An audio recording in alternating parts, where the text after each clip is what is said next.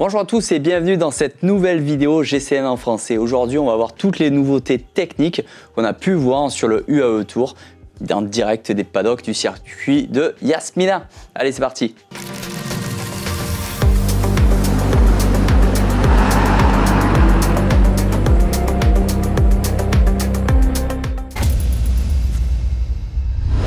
C'est notre collègue anglais Dan Lloyd qui est parti directement investiguer dans les paddocks du circuit de Formule 1, mais ces paddocks qui sont investis par les équipes du World Tour, car c'est vrai que le UAE Tour en ce début d'année est vraiment une des premières courses où on voit toutes les nouveautés dévoilées. Chaque année, on voit des nouveaux casques de chrono, des nouveaux vélos, et là cette année, on a encore notre lot de nouveautés. Et pour commencer dans ces nouveautés, on va directement aller dans l'équipe locale, on va dire l'équipe UAE XRG de Tadej Pogačar, où on a vu son nouveau Colnago, le Y1 RS. Et d'ailleurs, on a pu le filmer vraiment dans sa globalité. Louis va nous préparer une petite vidéo spécifique pour ce vélo. Mais moi, en tout cas, j'ai regardé le support de compteur. On se posait un peu la question comment ils allaient pouvoir intégrer le compteur sur ce nouveau guidon Colnago nommé Mouette, on va dire, surnommé. Et en fait, ils ont fait un support complètement aéro qui intègre le Wahoo à 100%. Et d'ailleurs, pour le bloquer ou le débloquer, je pense qu'il y a une petite plaque dessous le compteur, cachée par la plaque aéro, pour pouvoir justement pivoter le support et pas pivoter le compteur pour pouvoir l'enlever.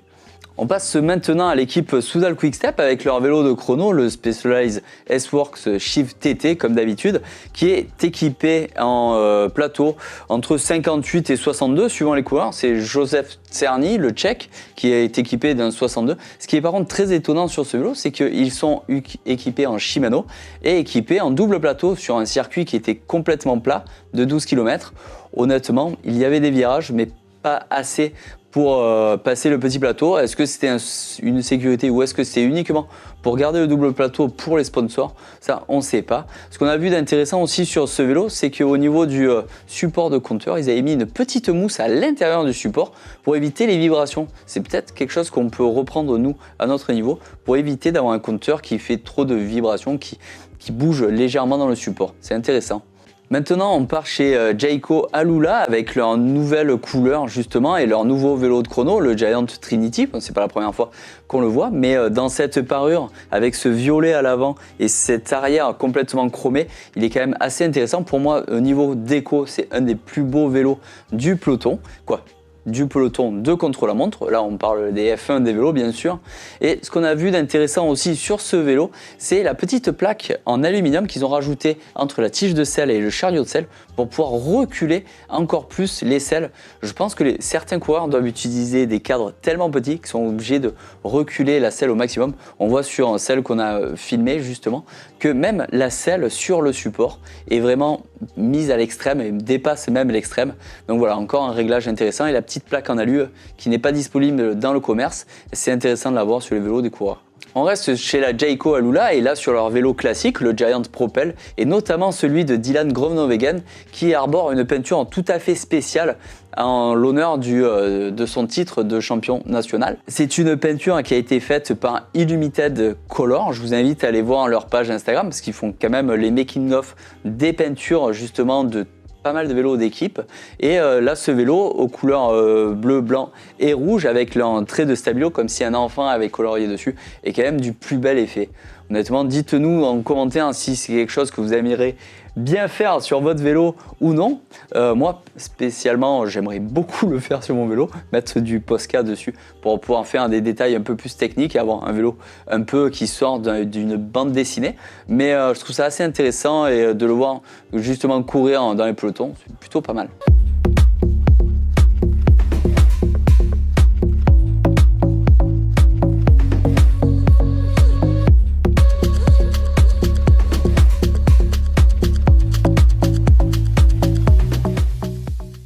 On a continué les investigations, on est passé chez la Barian Victorious avec leur Merida Warp TT, leur vélo de contre-la-montre, avec là des plateaux quand même assez monstrueux et des plateaux en carbone de la marque Digirit. On a vu sur les vélos de l'équipe des plateaux entre 62 et 64 dents, ce qui est quand même assez monstrueux, et notamment avec un petit support, un petit guide de chaîne imprimé 3D directement en nylon. en fait inspiré directement comme si c'était un aileron de Formule 1. Donc quelque chose de très aérodynamique, très minimaliste et dans un matériel quand même assez souple parce qu'ils ont fait des études, ils voulaient le fabriquer en matière plus solide, mais si des fois la chaîne vient à légèrement dérailler ou avoir besoin d'être guidé par ce guide chaîne, un matériel trop dur pourrait venir à bloquer la transmission. Et qui dit bloquer la transmission sur un grand effort comme ça, à des puissances comme les développent les coureurs sur un contre-la-montre, ils pourraient quand même complètement même chuter en plus que de casser la transmission. Donc voilà l'indication de l'utilisation de quelque chose en imprimé 3D plastique et non d'une pièce en carbone. Mais bon, dans tous les cas, c'est du plus bel effet. On a vu aussi chez la Bahrain Victorious des cartons directement rangés derrière le stand. En fait, ce sont les cartons de transport. L'équipe a expliqué qu'elle n'avait pas de sponsor de valise vélo spécifique. Et vu qu'on sait que quand ils font un déplacement aussi grand, en fait, ils ne prennent pas leur camion atelier. Donc, ils amènent leur vélo. Certaines équipes ont des valises à vélo. Eux, ils utilisent des cartons. Ils expliquaient qu'en fait, n'ayant pas de sponsor de valises à vélo, il était mieux et plus pratique pour eux d'utiliser des cartons à la taille de leur vélo, où notamment ils n'avaient pas besoin de démonter leur prolongateur ni cintre. Ça évite d'avoir des durites abîmées ou des câbles abîmés dans le transport parce qu'ils sont pincés, parce que le cockpit est trop incliné. Ça évite aussi tout un tas de démontage-remontage, la possibilité de casser des pièces, pourquoi pas. Donc voilà, ils expliquaient que c'était d'utiliser des simples cartons pour déplacer leur vélo, c'était plus pratique. Et en plus, au niveau de la place, ils avaient tellement de place qu'ils ont pu rajouter des paires de roues et des affaires dedans. Bon, un peu comme nous en fait, quand on se déplace. Donc c'était intéressant de voir que même les équipes utilisent de temps en temps des solutions très simples qui ne coûtent pas grand-chose plutôt que du matériel développé exprès pour cet usage qui n'est pas forcément le plus pratique du monde lorsqu'on voyage beaucoup trop souvent.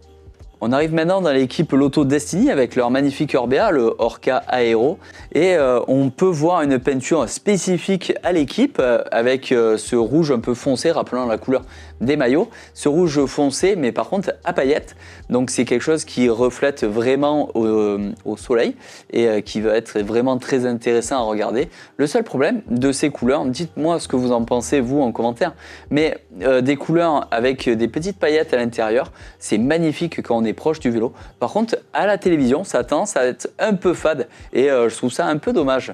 Bon, autre chose intéressante que Dan, l'anglais, a pu dénicher dans le stand de la Lotto Destiny, c'est justement pour remonter les vélos après le transport. Eux, ils utilisent des valises à vélo de leur sponsor.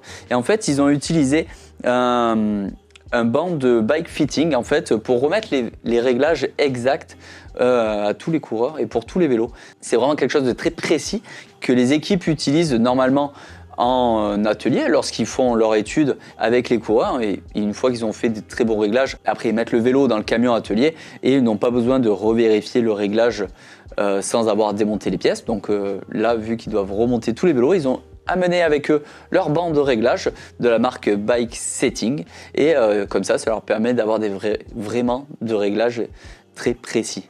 Bon, on continue dans les plateaux monstrueux et un des plus gros plateaux qu'on a pu repérer sur ce contre-la-montre, c'était sur le Trek de Jonathan Milan avec un plateau de 68 dents. 68 dents, honnêtement, si vous vous attaquez à les compter les dents, vous allez passer un paquet de temps. 68 dents, c'est quand même assez monstrueux sur ce plateau SRAM en mono qui est équipé du système Norwide, donc sans un guide chaîne, ce qui est assez intéressant comparé aux autres marques. Mais un plateau 68 dents, quoi. Imaginez la taille, je pense qu'on peut manger dessus ou couper du saucisson. Ça, c'est assez pratique. Un autre vélo qui était équipé d'un plateau de 68 dents, c'est le Pinarello Bolide TT de Joshua Tarling de l'équipe Ineos qui a remporté le contre-la-montre et où on est allé investiguer et en fait, on vous a préparé une vidéo entière de ce vélo. Donc on va vous la sortir dans très peu de temps où on pourra voir un peu tous les détails de ce vélo, notamment la peinture exceptionnelle, les petits vortex directement dans la tige de selle et tout un tas de travail aérodynamique sur ce vélo. C'est quand même du très beau travail qu'ont fait les Italiens sur ce vélo, un gros travail aéro, donc il s'agit de le montrer vraiment précisément pour pouvoir apprécier tous les détails de ce vélo. On va vous préparer ça pour très vite. Donc voilà, c'était tout pour les nouveautés techniques dénichées sur ce UAE Tour. Je pense qu'on en trouvera d'autres dans l'année. Notamment, j'avais vu passer des pédales avec un petit cache sous les pédales Shimano pour être un peu plus aérodynamique. Donc ça, c'est intéressant, mais on n'a pas pu récupérer les images. Donc on vous récupère ça tout au long de l'année et on va essayer d'avoir absolument tous les détails de tous les vélos sur toute l'année. C'est notre but, c'est notre rôle chez GCN en français. Bon, dans tous les cas, dites-nous si cette vidéo vous a plu, s'il y a certaines technologies que vous aimeriez voir sur vos vélos. Moi, dans tous les cas, je vous dis à très vite sur GCN en français pour de prochaines vidéos. Ciao, ciao!